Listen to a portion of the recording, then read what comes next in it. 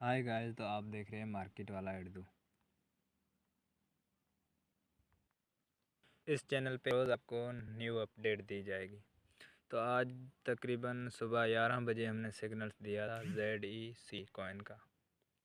Signal था, दिखाते।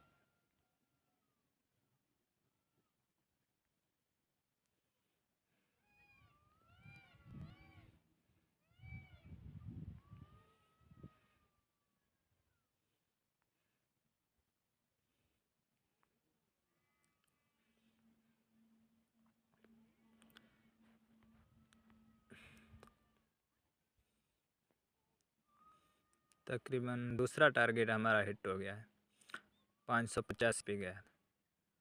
तकरीबन सुबह 11 बजे हमने सिग्नल्स दिया था। तो आपको प्रूफ चेक कराते हैं।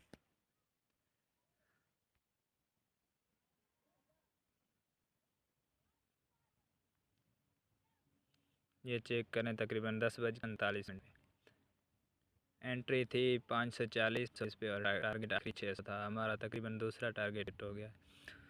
तो ओरिजिनल काम होगा। जिसको भी